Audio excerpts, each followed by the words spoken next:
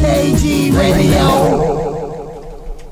That's what's up. We're talking with the author Gerard Brown. That's right, Gerard Brown. This is KG Radio. You can reach us at UK High 2014. You can also get us at Reverb Nation, Uncle's Cadillac. That's what's up, y'all. Hey, Gerard Brown is an accomplished author. He definitely is. This man here was born in Atlanta, Georgia. Also worked as a government rep in and out of Manila and Quezon City. That's right, dealing with poverty and the black market. From 1981 and 85, he was assigned to the, am I saying this right, Maka Indian Reservation? Makai. Oh, Makai. Makai. Okay. Makai. Makai Indian Reservation. That's right, in Washington State. He worked in Canada and the Arctic territories. This man is very interesting. He wrote 3 great books. That's right, you guys. I'm really into one of his books, really big. He wrote 3 great books. The book that I'm into is Redman on the Precinct. He also wrote the last, what is this called? The Last Tango aboard? Tango. Yeah, Lusitania. that's right, aboard the Lusitania. Now, that's very interesting, man, that you're writing about the Lusitania. And his 3rd book is called Black Forest. Gerard, welcome to KG Radio. Welcome, sir. Thank you for having me. Hey, man, I'm sure writing a book is really hard work and things, man. How long have you been doing this? Since, because you've been all around the world, man. Please tell everyone, how did you end up in the Arctic territories? Well, basically, while I was working for the U.S. forces and the U.S. government, I got the assignment to go up to the Arctic Circle up in the inner ones. It's about 2,500 miles north of Winnipeg, and to go up there and do some research with the Canadian government. And that's how I ended up. Wow, that's something else, man. A lot of people kind of like just hang in, within a 50-mile radius of where they live all their life, and it's just something else, man, to just to gain the world experience like that. What inspired you to even start writing since you were doing all of that? Well, basically, in high school, when I was about 16 in English class, our teacher had us to write a short story. And when she was evaluating them, she told the class, she made a statement. She said, all of you write very well, but Mr. Brown is a writer. And she said, there's a distinction.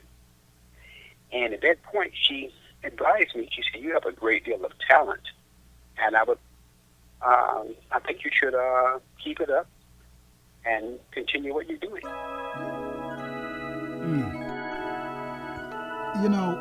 Your book, Redman on the Precinct, I wanted to ask you a question about the case that you have in it that's dealing with the Lindbergh case, and the case with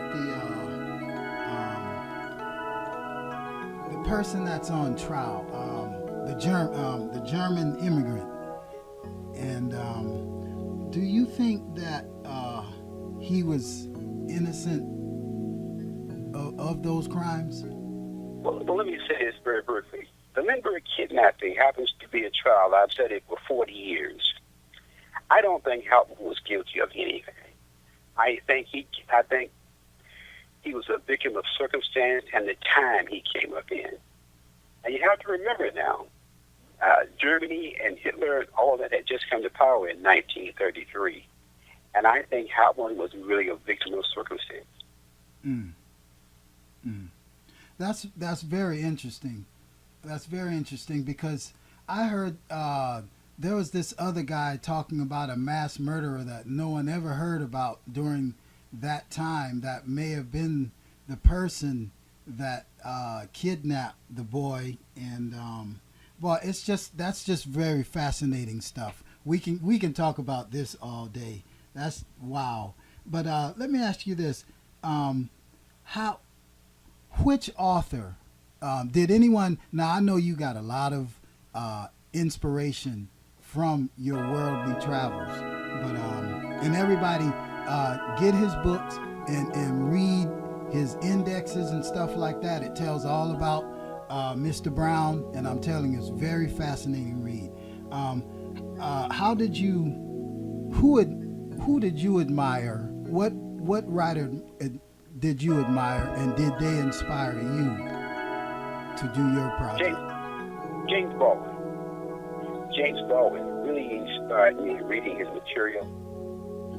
And of course, if you go back far, you can go into areas like Langston Hughes and Richard Wright back in the 30s. But I think James Baldwin was really the one who really paid attention to his writing. Okay, what did James? What did he write? So everybody will, will know. James Baldwin? Yes. He wrote a myriad of books about Another Country, Nobody Knows My Name, Beale Street Could Talk, Giovanni's Room. He wrote a myriad of books, and he really inspired me the way he wrote about the problems in this country and social events that were taking place. Publishing, I want to talk to you about publishing for a minute. My brother, about 10 years ago, published a pamphlet. He got a pamphlet published on black inventors of the 19th century. And he had a hard trouble. How did you get your books published?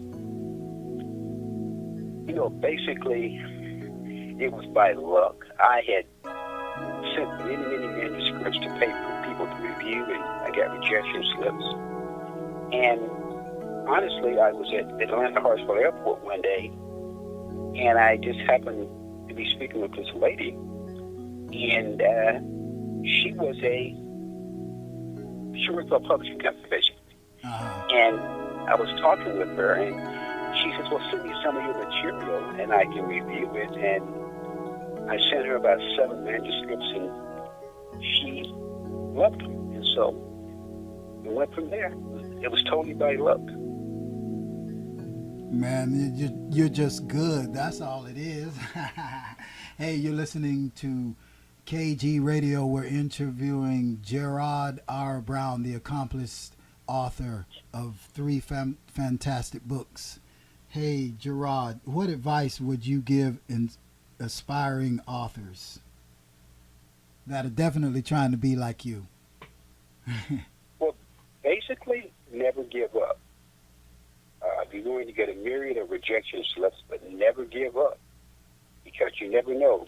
The next one you send in could be chosen to be published. I never gave up, and subsequently, I was lucky enough to have my works published. I know that's what's up, man. You have to have that tenacious type of thing, especially in your field, because that takes a tremendous amount of concentration just to put pen to paper like that and have a stick-to-itness like that. That is something else, man. Hey, I know you have some these books here, but do you have anything like in the laboratory? What are you working on currently? Actually, I have a work right now. It's about 3/4 complete, and it'll probably be complete by the end of July, and it will go to publication probably around then. But that's what I have right now. Hey, man, for all of our listeners, that's right, this is KG Radio. You're listening to Gerard R. Brown. Hey, for all your listeners, Gerard, tell everyone where you can buy your books, read them. Where can you find them? What are your links? You can even find some on Amazon, or you can email me right now, because my website is down.